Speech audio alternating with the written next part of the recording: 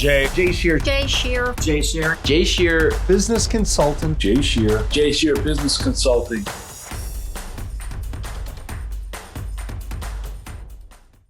Welcome. I'm Jay Shear with Jay Shear Business Consulting. We build solid foundations for service-based businesses to grow and scale and achieve the results and success they deserve. And you've joined Business Minds Coffee Chat.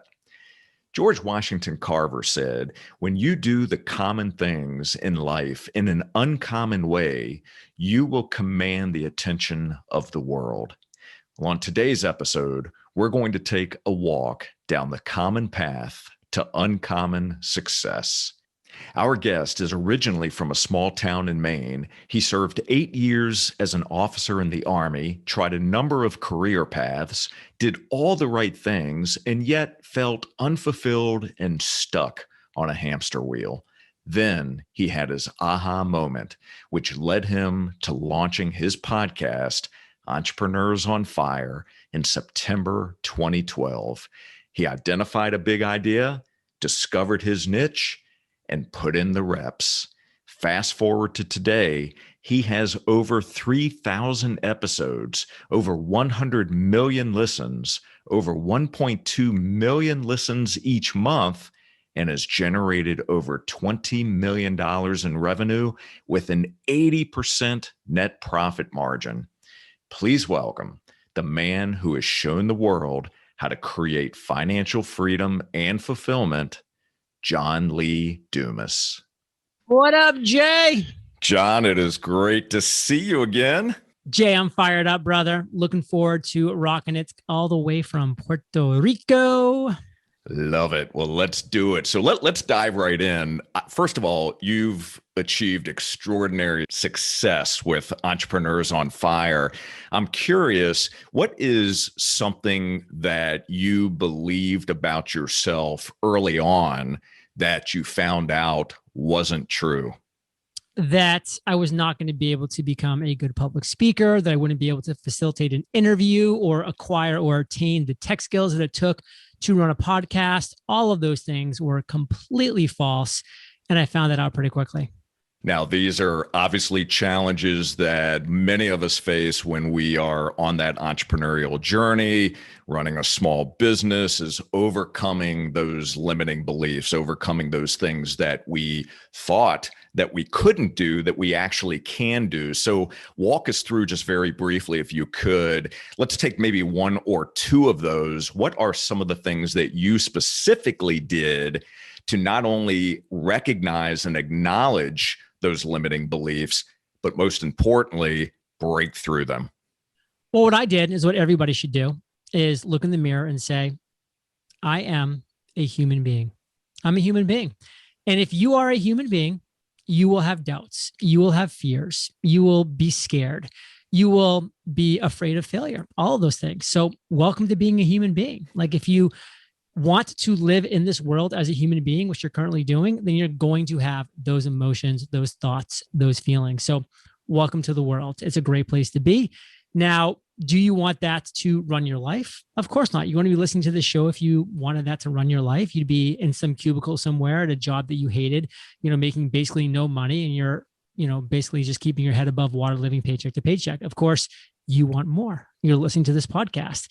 So understand that you're a human being, and all those thoughts and fears you're having is a completely 100% normal feeling to have and normal emotions to have. And now get over yourself. Love it. Great advice. So you have built a successful, profitable, and thriving business with your girlfriend, now fiance, Kate. So what are some do's and don'ts that you can share with us about starting a business with your significant other? I can tell you this. Not every significant other should be a business partner. Not every couple should start a business together. I don't think anybody that I've dated over the past 30 odd years would ever have made even a decent business partner, let alone a fantastic one, which Kate is. So, I just got pretty lucky there because our skill sets really matched up and our personalities really matched up to make a successful partnership possible. So I frankly just got lucky in that scenario. And I think you just need to be open and honest with each other and say, let's test this out because this might work, but it might not work. We need to come down at the end of the day and say, what's more important, the business or the relationship? And at the end of the day, if the business is more important, then maybe you should no longer be a couple and you can both continue working on the business if you think that is the most important thing and you can both bring huge value to that. Or on the flip side, if the relationship is more important, then one or the other needs to withdraw and go off and, do something else while the other person finds different partners or another partner or other supports, whether through a virtual assistant, what have you, to keep that business running forward. And one thing that Kate and I have always done very successfully is daily communication. We do talk about the business every single day, but more importantly than just the business, we talk about our roles in the business, how we're feeling about the business, and how we feel about each other in the business. And we have that constant communication going back and forth. So our fingers are always on each other's pulses. But then we do have that cutoff time, 6 p.m. It's no more business talk. It is relaxing. It's couple time. It's going for a walk with our dog, enjoying dinner together, meeting up and hanging out with friends, traveling. And that is not business time. So we're very clear with that distinct line, and nothing's perfect. And Kate and I have had to definitely navigate things over the past decade and, have some really serious sit down conversations to make sure this is something we want to continue going forward. And if we ever decide to go down the path of kids, that adds another dynamic. So that could change things, of course. And we'll have more discussions, when that comes up. But so far, so good. Excellent. So give us an example of one of those conversations that you've had where there was a challenge and you two had to work through it. What happened and what was the conversation like and what was the outcome? So the biggest thing was neither Kate nor I had really much in the way of knowledge or skills when it came to running the finances side of things, like keeping up our books, the taxes, especially when we were in California. And even when we moved to Puerto Rico 5 years ago, neither one of us had the skills or the expertise in that. But of course, as a startup and as a bootstrap business, you're really trying to do everything. So you're keeping your run rate and your overall expenses as low as possible. But that was what we realized. We first had to make a major investment in bringing on a legitimate full-time CPA into our business. Even though it was going to be costly, we had to, because neither one of us were going to be good at it. It was not going to be a happy place for either one of us to be working on that side of the business. So it was one of our first major investments, was just, biting the bullet, paying a very high monthly retainer to bring on a fantastic CPA and just completely relieve ourselves of that side of the business. Excellent. Very good. Well, I appreciate you sharing that. So I would love to dig into the common path to uncommon success. What a fantastic, fantastic book. And obviously we're going to link to this in the show notes, but I read the book. I've actually gone through it one and a partial times. And I wanted to go through 3 specific areas to focus on. And the first one that I thought would be interesting would be step number 2, which is discover your niche. So talk about discovering your niche, why that is so important. And you did such a great job of outlining and distilling knowledge from all of these amazing entrepreneurs that you've interviewed. But let's talk about that one and why it's so critically important. So step 1, chapter 1 is identifying your big idea. That's important, but that's something that a lot of people do kind of naturally. They have a big idea and they're like, I'm going to do this. But as I outline in that chapter, I say, listen, here's the problem. People stop at just their big idea, their broad idea, their vague idea, and they get demolished, smashed, and crushed by the entrenched competition that's out there. And they die either a quick or a slow death, and they go away thinking entrepreneurship is just too scary, just too competitive for them. Because the problem is they didn't move on to step 2, which is the second step of 17 steps. So get with it, people. There's a long process in this very common path to uncommon success, which is discovering your niche. And you need to understand that is an unbelievably freeing, exciting, and not overwhelming step in the process, where you're taking this broad, vague, big idea and you're identifying a void or you're seeing an underserved market within that big idea, that you can come in and either dominate the competition that's there because they're weak, or there is no competition. So you're immediately going to become the number one solution to a real problem within your big idea, within this micro niche. And then you go all in there and you win because, again, your competition either stinks or does not exist. And people, unfortunately, never come to that understanding of what it means to start micro niche because they're so scared that they might not have enough people that will be in an audience, or not enough people to pay them money. And they think whatever they're doing in that niche is like etching their gravestone of what they're going to be doing for the rest of their lives. And they could not be more incorrect, but they don't have the experience. And of course, hindsight's 2020. And it's scary going forward down this path, not having a spotlight or an understanding of what's going to transpire. But that's where this book that you so kindly mentioned, The Common Path to Uncommon Success, really takes you by the hand and takes you through the 17-step journey to financial freedom and fulfillment. So if you don't want financial freedom and fulfillment, don't read this book. That's exactly right.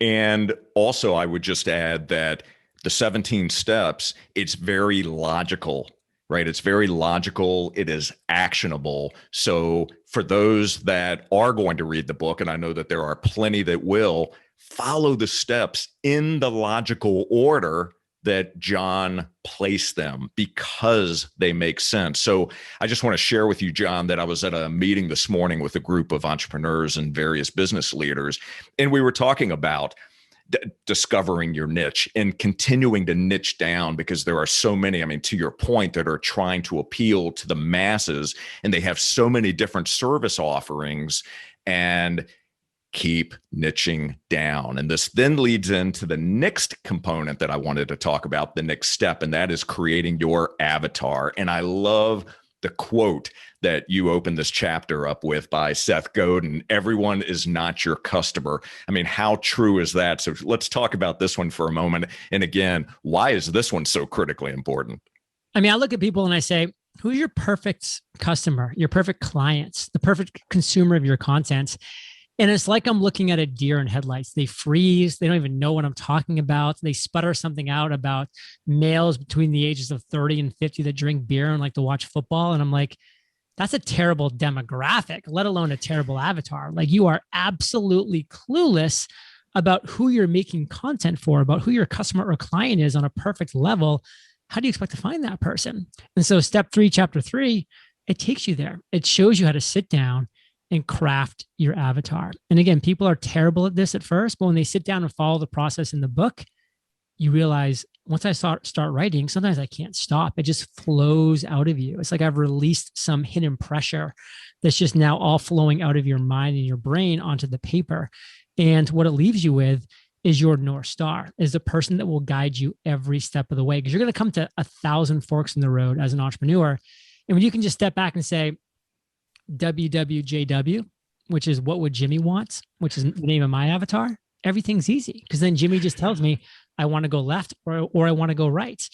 Instead, entrepreneurs like to try to make every decision by themselves, which is completely wrong because they are not their own avatar. So create your avatar, follow their guidance.